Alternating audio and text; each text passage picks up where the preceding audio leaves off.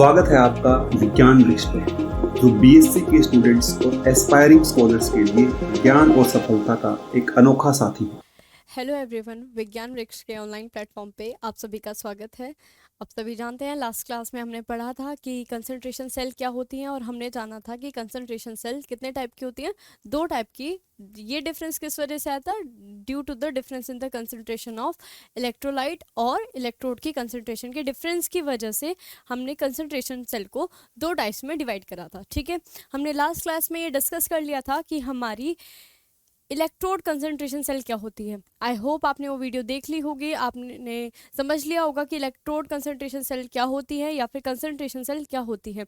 आज हम पढ़ने चलेंगे। आज का हमारा जो टॉपिक है वो है इलेक्ट्रोलाइट कंसंट्रेशन सेल। क्या है इलेक्ट्रोलाइट कंसंट्रेशन सेल?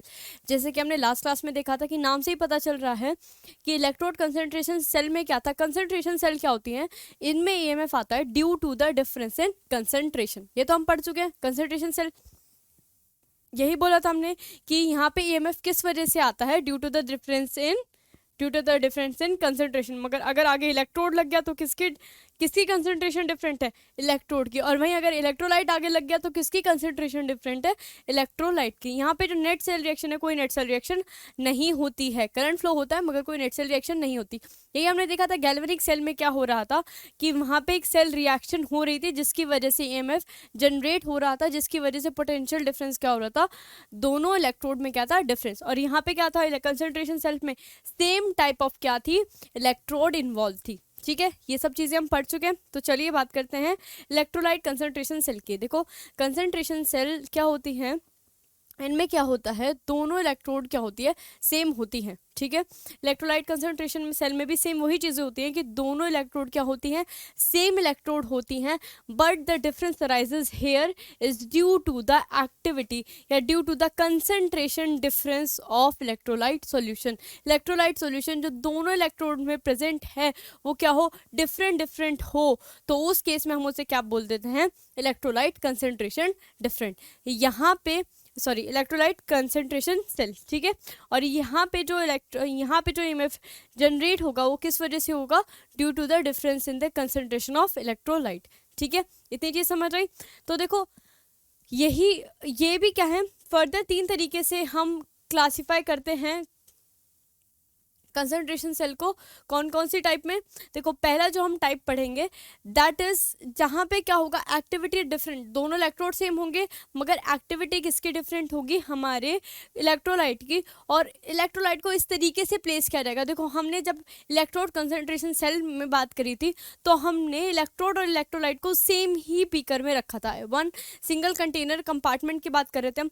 मगर यहाँ पे जो पहला पॉइंट है, पहला पार्ट जो है, इसका पहला टाइप जो है उसमें हम पहले पढ़ेंगे दैट इज जब हमारी एक्टिविटी किसकी डिफरेंस हो? इलेक्ट्रोलाइट की एक्टिविटी डिफरेंस हो, मगर इस तरीके से प्लेस किया गया हो कि दोनों जो इलेक्ट्रोलाइट हैं और इलेक्ट्रोड है उनको अलग अलग डिफरेंट बीकर में, सेम ही इलेक्ट्रोड है, ठीक है, सेम ही इलेक्ट्रोलाइट सॉल्यूशन है, मगर क्या करा गया है?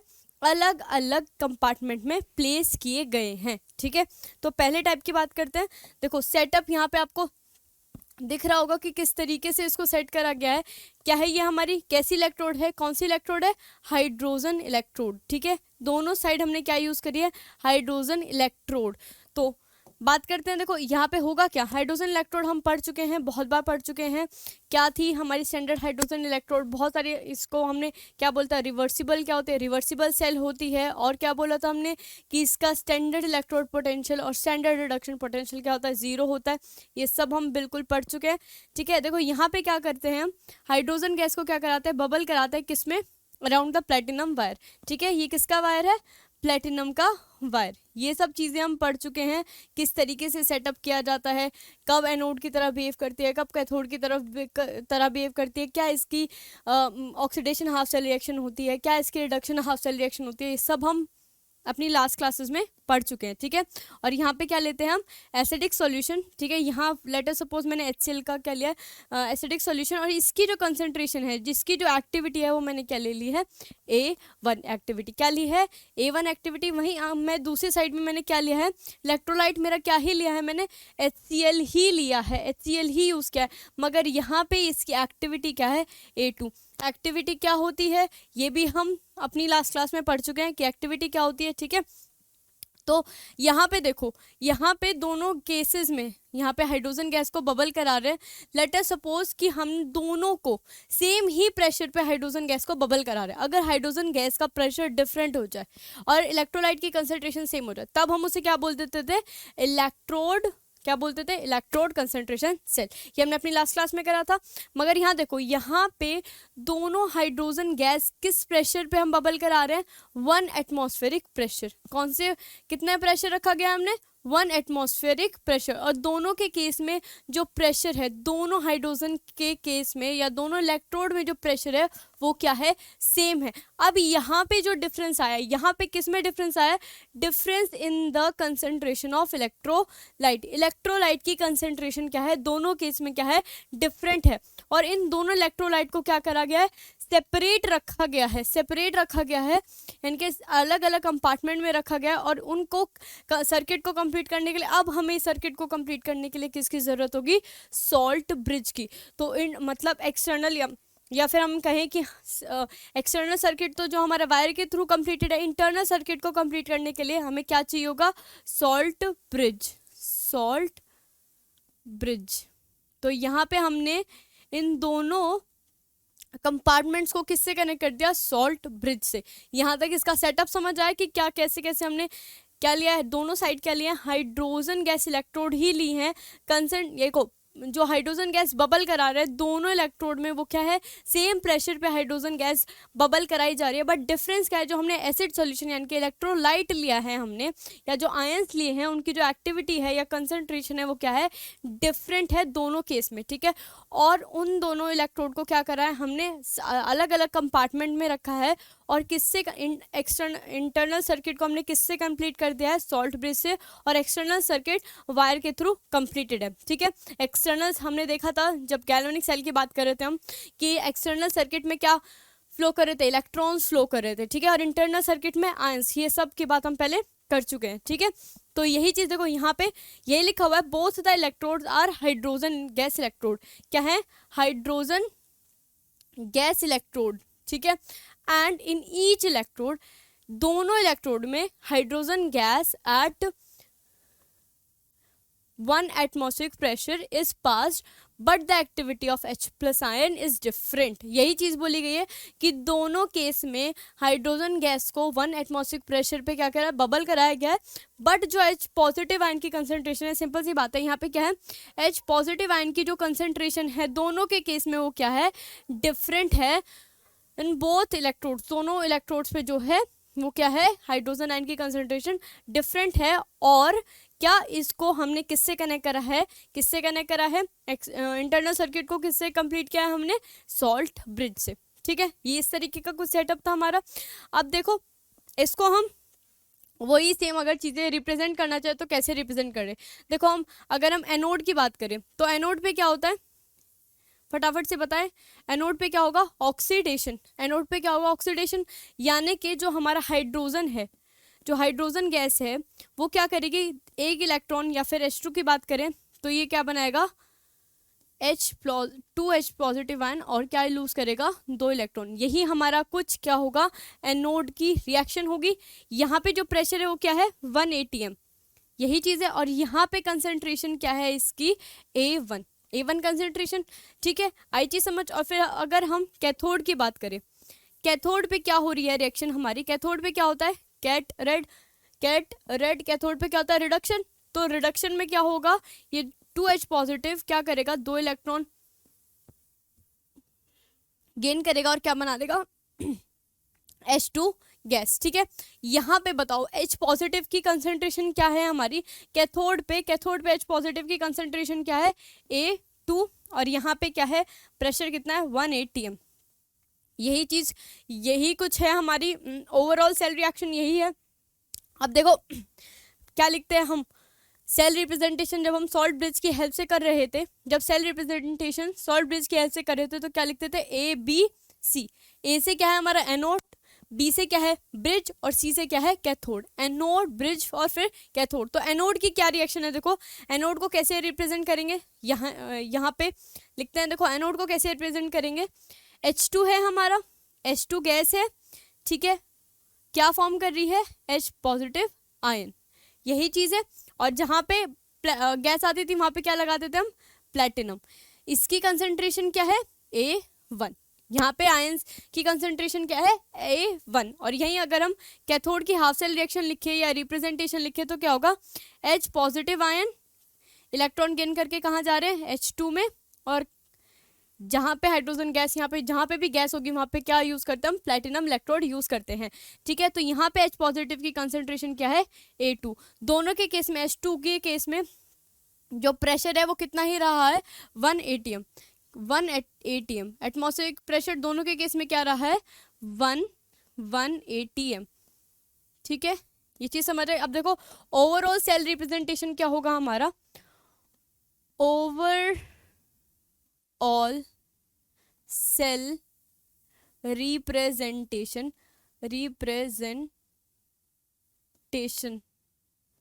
क्या होगा, कुछ इस तरीके से होगा कि पहले हम एनोड की रिएक्शन लिखेंगे।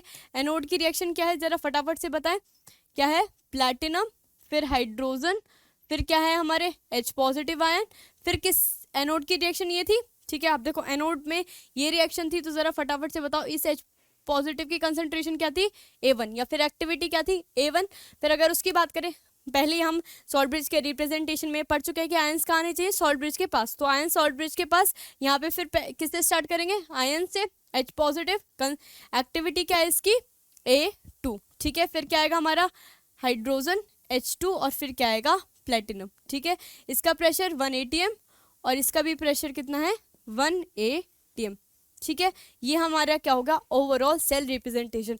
ऐसा ही कुछ यहाँ पे लिखा हुआ है, ठीक है, यही चीज़ें वहाँ पे लिखी हुई है। तो समझ आया कि ओवरऑल सेल रिप्रेजेंटेशन कैसे लिखेंगे। अब देखो यहाँ पे वही बात आई कि यहाँ पे जो करंट फ्लो हो रहा होगा वो किसकी वजह से हो रहा होगा, due to the difference in the concentration या फिर एक्टिविटी ऑफ, किसकी एक्टिविटी ऑफ, इलेक्ट्रोलाइट सॉल्यूशन की वजह से, ठीक है। सेम ऐसे ही अगर हम जिंक ले लें, क्या कर लें, जिंक और जिंक की 2 इलेक्ट्रोड, उनका क्या इलेक्ट्रोलाइट सॉल्यूशन, और उसके क्या हो, जो इलेक्ट्रोलाइट सॉल्यूशन है उनकी कंसंट्रेशन डिफरेंट हो, तो उस केस में आप फटाफट से बताएं ज़रा, उस केस में क्या होगा। हमारी ओवरऑल सेल रिप्रेजेंटेशन की बात करते हैं हम सेल रिप्रेजेंटेशन पहले करके आ चुके हैं, तो सिर्फ जिंक की बात करते हैं। जब हम जिंक की क्या ले रहे हैं, इलेक्ट्रोलाइट कंसंट्रेशन सेल, और टाइप 1 से, जिसमें क्या हो रहा है कि हम क्या कर रहे हैं, दोनों इलेक्ट्रोलाइट सॉल्यूशन को सेपरेट बीकर में रख रहे हैं। तो हमारी ओवरऑल सेल रिप्रेजेंटेशन क्या होगा इस केस में, ओवरऑल सेल रिप्रेजेंटेशन किसकी बात कर रहे हैं, जब हम बात कर रहे हैं रिप्रेजेंटेशन किसकी, जब हम जिंक के क्या कर रहे हैं, एक बीकर में क्या ले रहे हैं, जिंक की इलेक्ट्रोड ले रहे हैं, और क्या ले रहे हैं, जिंक का ही इलेक्ट्रोलिटिक सॉल्यूशन, यानी कि जिंक सल्फेट ले रहे हैं। और जो जिंक की कंसंट्रेशन है, जो जिंक इलेक्ट्रोड की कंसंट्रेशन या एक्टिविटी है, वो दोनों की क्या है, सेम। बस इस बार जो एक्टिविटी होगी वो किसकी डिफरेंट होगी, इलेक्ट्रोलिटिक सॉल्यूशन की, ठीक है। तो देखो ओवरऑल सेल रिप्रेजेंटेशन कैसे लिखा जाएगा, जिंक क्या करेगा, एनोड पे क्या होता है, एनोड पे ऑक्सीडेशन, तो जिंक क्या करेगा, जिंक +2 की फॉर्म में आ जाएगा, ठीक है। और यहाँ पे क्योंकि जिंक +2 कहाँ, इसकी एक्टिविटी क्या आएगी, A1, ठीक है। फिर क्या होगा, सॉल्ट ब्रिज, फिर क्या आएगा, जिंक +2, इसकी एक्टिविटी क्या होगी, A2 and A2, and then फिर क्या आ जाएगा, जिंक। यहाँ पे दोनों जिंक की जो एक्टिविटी होगी, जिंक इलेक्ट्रोड की एक्टिविटी, वो क्या रहेगी, सेम रहेगी। आई इतनी चीज़ समझ, ठीक है। ये किसकी बात करी है हमने, इलेक्ट्रोलाइट कंसंट्रेशन सेल के, जिसमें हमने क्या करा है, दोनों इलेक्ट्रोलाइट को या फिर 2 इलेक्ट्रोड को सेपरेट करा गया है, सेपरेटली रखा गया, दो कंपार्टमेंट है, और उसको किससे कनेक्ट करा गया, सॉल्ट ब्रिज से, ठीक है। नेक्स्ट चलते हैं, जब दोनों इलेक्ट्रोड को किस में रखा गया, सेम इलेक्ट्रोलाइटिक सॉल्यूशन में, ठीक है, मगर इस बार सॉल्ट ब्रिज के थ्रू कनेक्ट नहीं करा गया, सेम ही भी कर लिया। देखो सेम ही एक अभी हम आपको पीछे स्क्रीन पे भी दिख रहा होगा कि किस तरीके का रिप्रेजेंटेशन है, मगर इस केस में क्या हम मतलब दोनों डिफरेंट बीकर यूज़ नहीं करेंगे, एक सिंगल अपरेटस में ही हम क्या करेंगे, इलेक्ट्रोलाइट को डिसॉल्व करेंगे इलेक्ट्रोलाइट को, क्या करेंगे, पुट करेंगे इस तरीके से कि मिक्सिंग ना हो, ठीक है, मिक्सिंग का ध्यान रखेंगे। और एक्टिविटी क्या होगी, दोनों इलेक्ट्रोलाइट सॉल्यूशन की क्या होगी, डिफरेंट, मगर इलेक्ट्रोड की कंसंट्रेशन, इलेक्ट्रोड की एक्टिविटी क्या रहेगी, सेम, ठीक है। तो यही है टाइप 2। देखो यही लिखा हुआ है कि when both the electrode are same, क्या है, बोथ इलेक्ट्रोड क्या है, सेम, बट डिफरेंट क्या है, कंसंट्रेशन, डिफरेंट क्या होगी, concentration of electrolyte. Also two solution are directly in contact, directly contact में है, क्या है, दोनों सॉल्यूशन क्या होंगे, डायरेक्टली किस में होंगे, डायरेक्टली कॉन्टैक्ट में होंगे।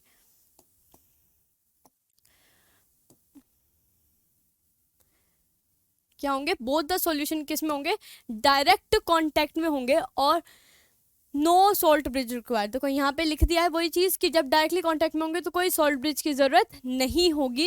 And the two solution in a tube are placed very carefully in such a manner so that there is no mixing of two solution. वही बात लिखी हुई है कि इस तरीके से उन ट्यूब में, इस तरीके से उनको फिल किया जाएगा, इस तरीके से पुट किया जाएगा कि दोनों सॉल्यूशन की क्या ना हो, मिक्सिंग ना हो। तो देखो कुछ इस तरीके का सेटअप होगा, एक यू ट्यूब होगी हमारी, उसमें क्या करा जाएगा, लेट अस सपोज कि ये हमारी जिंक की ही हम, जस्ट वेट, हाइड्रोजन की बात कर लो, हाइड्रोजन इलेक्ट्रोड ले लो या जिंक ले लो, तो क्या कर रहे हैं हम, इलेक्ट्रोड क्या ले रहे हैं, सेम ले रहे हैं, ठीक है, क्या लेंगे, इलेक्ट्रोड सेम लेंगे। इस केस में क्या नहीं करा हमने, दो डिफरेंट कंपार्टमेंट नहीं लेके चले, एक सिंगल ट्यूब लेके चले हैं। और जो दोनों इलेक्ट्रोलाइट है, यहाँ एक इलेक्ट्रोलाइट 1 होगा, मैं बोल देती हूँ, यहाँ पे एक इलेक्ट्रोलाइट होगा,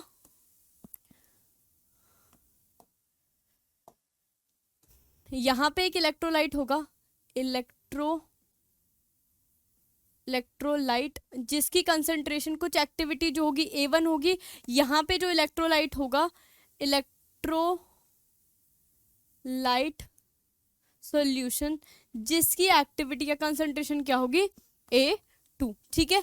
और यहाँ पे क्या होगी, इलेक्ट्रोड होगी सेम मेटल की, इलेक्ट्रोड होगी सेम मेटल की या फिर सेम गैस की, या जो भी हम इलेक्ट्रोड लेके चल रहे हैं, कोई सी भी रिवर्सिबल इलेक्ट्रोड, दोनों केस में क्या होंगी, इलेक्ट्रोड सेम होगी। और इलेक्ट्रोलाइट भी क्या होगा, सेम होगा, बस डिफरेंस क्या आएगा, किस में डिफरेंस आएगा, in the in the concentration और द एक्टिविटी, ठीक है। तो दोनों केस में क्या है, इलेक्ट्रोलाइट की कंसंट्रेशन क्या है, डिफरेंस है, बस इलेक्ट्रोड क्या है, सेम है। देखो अब इनके केस में जो है, हमारे यहाँ पे दोनों इलेक्ट्रोलाइट क्या है, डायरेक्ट कांटेक्ट में है, क्या है, डायरेक्ट कांटेक्ट में है। तो जहाँ पे ये मीट कर रहे होते हैं, इसको हम बोल देते हैं लिक्विड जंक्शन पोटेंशियल, या फिर इसको हम बोल देते हैं पोटेंशियल नहीं, इसको हम सिर्फ अभी लिक्विड जंक्शन बात करते हैं, पोटेंशियल की हम, लिक्विड जंक्शन पोटेंशियल की हम आगे आने वाली क्लासेस में बात करेंगे कि आखिर ये क्या होता है। जहाँ पे हमारे दोनों इलेक्ट्रोलाइट सॉल्यूशन क्या हो रहे हैं, मिक्स हो रहे, मतलब मिल रहे हैं, मिक्स नहीं हो रहे, क्या हो रहे हैं, मिल रहे हैं, उसको ही क्या बोल देते हैं हम, लिक्विड जंक्शन। क्या बोल देते हैं, लिक्विड जंक्शन, लिक्विड जंक्शन, ठीक है। आइए चीज समझ, देखो अब ये डायरेक्ट कांटेक्ट में है, तो इनको सर्किट कंप्लीट करने के लिए किसी सॉल्ट ब्रिज की जरूरत नहीं होगी, ठीक है। इतनी चीज समझ आई, यही चीज लिखी हुई है। देखो लास्ट में ये डिफाइन कर दिया कि लिक्विड जंक्शन क्या होता है, लिक्विड जंक्शन वो जंक्शन होता है जहाँ पे दोनों सोल्यूशन मिलते हैं, ठीक है। इतनी चीज समझ आई। अब देखो अगर हम बात करें कि इनकी हाफ सेल या इनकी ओवरऑल सेल रिएक्शन कैसे लिखी जाएगी, तो देखो यहाँ पे है ना, सिर्फ सब कुछ चीजें बिल्कुल पहले वाले केस की तरह ही हो रही है, बट डिफरेंस क्या आ रहा है कि यहाँ पे सॉल्ट ब्रिज नहीं है, बाकी सब चीजें तो वैसे ही हैं, सॉल्ट ब्रिज नहीं है। तो देखो सेल रिप्रेजेंटेशन अगर मैं बात करूं हाइड्रोजन इलेक्ट्रोड के लिए, for hydrogen gas electrode, for hydrogen gas electrode जो हमारा ओवरऑल सेल रिप्रेजेंटेशन होगा, क्या बात कर रही हूं मैं, ओवरऑल सेल रिप्रेजेंटेशन। तो देखो वो क्या होगा, प्लैटिनम, फिर क्या आएगा, H2 गैस, यही हम पीछे लिख रहे थे, फिर H पॉजिटिव, क्योंकि क्या होगा, किसकी कंसंट्रेशन डिफरेंट है, इलेक्ट्रोलाइट की, तो इसकी कंसंट्रेशन क्या आ गई, A1। अब देखो उसके बाद क्या आता था, ABC, A फॉर एनोड की रिएक्शन, B से क्या आता था, सॉल्ट ब्रिज, मगर यहाँ पे कोई सॉल्ट ब्रिज है ही नहीं। यहाँ पे तो क्या क्रिएट हो रहा है, जंक्शन क्रिएट हो रहा है। तो उस जंक्शन को हम डबल डैश से ना रिप्रेजेंट करके, दो पैरेलल लाइन से ना रिप्रेजेंट करके क्या करते हैं, डैश लाइन से, एक सिंगल डैश लाइन से रिप्रेजेंट करते हैं। इनके बीच में जो दीवार खड़ी होती है वो कहते हैं, कैसी होती है, लाइक डैश लाइन से रिप्रेजेंट करते हैं। फिर से क्या होगा, फिर से वही कैथोड की रिएक्शन A2H2 और PT, ठीक है। A2 क्या है, एक्टिविटी है। अगर इस वाले इलेक्ट्रोड को लेके, इलेक्ट्रोलाइट को लेके चल रहे हैं, इसकी एक्टिविटी क्या होगी A2, इसकी एक्टिविटी क्या होगी A1। तो इसी तरीके से बस इसमें डिफरेंस कहाँ आया कि यहाँ पे सॉल्ट ब्रिज नहीं यूज़ हुआ है, तो सॉल्ट ब्रिज नहीं यूज़ हुआ है तो सॉल्ट ब्रिज की जगह क्या यूज़ करते हैं, डैश लाइन, ठीक है। वहीं अगर हम जिंक की बात करें, जिंक इलेक्ट्रोड के केस में क्या होगा, हमारा सेम वही रिप्रेजेंटेशन होगा। सेल रिप्रेजेंटेशन कैसा होगा, जिंक क्या होगा, सबसे पहले हम एनोड की रिएक्शन, जिंक क्या होगा, ऑक्सीडाइज होगा, किस फॉर्म में, जिंक +2, इसकी एक्टिविटी क्या हो गई 1। अगर हम इस फॉर्म में लेके चल रहे हैं, कोई क्या नहीं है, सॉल्ट ब्रिज नहीं है, तो उस कैसे रिप्रेजेंट करेंगे, डैश से। फिर क्या होगा, जिंक +2 क्या होगा, रिड्यूस होगा और किस में चला जाएगा, जिंक में। यहाँ पे इलेक्ट्रोलाइट की कंसंट्रेशन क्या होगी, A2। डिफरेंट मतलब जो हमारे पहले यहाँ पे जो इलेक्ट्रोलाइट है उसकी कंसंट्रेशन से डिफरेंट होगा, तो हमने A2 बोल दिया, A3, जो भी आपका मन करे, बट कंसंट्रेशन दोनों की क्या होगी, डिफरेंस होगी, ठीक है। वहीं अगर हम थर्ड सेल की बात करें, थर्ड टाइप की बात करें, तो जो थर्ड टाइप है इसमें क्या होता है, ये कॉम्बिनेशन होता है केमिकल सेल्स का। जब हम आगे पढ़ेंगे फर्दर तो उसमें हम इसको और ब्रॉडली क्लासिफाई करेंगे, और ब्रॉडली या फिर और अच्छे से ब्रीफली हम इसको समझेंगे। तो अभी के लिए बस इतना समझ लो कि थर्ड टाइप की क्या होती है, this is a combination of chemical cell, chemical cell का कॉम्बिनेशन होता है, ठीक है। तो आज हमने सिर्फ यही पढ़ा है, फिर इसके बाद आगे बात करते हैं। देखो लास्ट में, अब देखो हमने अभी जो डिफरेंस क्लासिफिकेशन करा था कंसंट्रेशन सेल का, वो किस पे करा था, on the basis of difference in, किस में, difference in concentration of electrode या फिर इलेक्ट्रोलाइट का, ठीक है। मगर फर्दर एक और तरीके का क्लासिफिकेशन जो हम करते हैं, किया जाता है साइंटिस्ट के थ्रू, वो क्लासिफिकेशन किया जाता है on the basis of transference of electrons, ठीक है। इलेक्ट्रॉन्स के ट्रांसफरेंस के बेसिस पे, कि transference of electrolyte from one solution to other solution, ठीक है। तो यहाँ पे क्लासिफिकेशन दो टाइप से किया गया है, कंसंट्रेशन सेल विदाउट ट्रांसफरेंस और कंसंट्रेशन सेल विद ट्रांसफरेंस, ठीक है। अभी अगर नहीं समझ आता तो कोई दिक्कत की बात नहीं है, हम फर्दर इसको और ज़्यादा एलेबरेट करके और ज़्यादा अच्छी तरीके से पढ़ेंगे, बट आपको सिर्फ ओवरव्यू दिया जा रहा है कि जिस तरीके से अभी हमने क्लासिफिकेशन करी थी, किसके बेसिस पे, on the basis of the difference in the concentration of electrode, either electrode और इलेक्ट्रोलाइट, ठीक है। फर्दर हम इस क्लासिफिकेशन को और ज़्यादा ब्रॉडली क्लासीफाई करते हैं, किस बेसिस पे, on the basis of transference of electrolyte. अगर ट्रांसफरेंस हो रहा है तो हम बोल देते हैं कंसंट्रेशन, देखो यहाँ पे कंसंट्रेशन डिफरेंट रहेगी, ठीक है, बट कहीं पे क्या होगा, ट्रांसफरेंस होगा किसका, इलेक्ट्रोलाइट का, एक सॉल्यूशन से दूसरे सॉल्यूशन में। देखो इसका जो एग्जांपल है, अभी हमने टाइप बी पढ़ा था, सेकेंड टाइप पढ़ा था, किसमें पढ़ा है, जो इलेक्ट्रोलाइट सॉल्यूशन में हमने इलेक्ट्रोलाइट कंसंट्रेशन सेल में जो टाइप 2 पढ़ा था, जिसमें हमने यू ट्यूब में क्या करा था, यू ट्यूब में इलेक्ट्रोड प्लेस कर दिया था और दो इलेक्ट्रोलाइट इस तरीके से डाले थे, सेम इलेक्ट्रोलाइट थे मगर कंसंट्रेशन डिफरेंट थी, इस तरीके से डाले थे कि वापस में मिक्स ना हो। तो वो एग्जांपल होता है किसका, कंसंट्रेशन सेल विद ट्रांसफरेंस का, ठीक है। वहाँ पे जो होता है ट्रांसफरेंस पॉसिबल होता है एक इलेक्ट्रोलाइट से दूसरे इलेक्ट्रोलाइट की तरफ, ठीक है।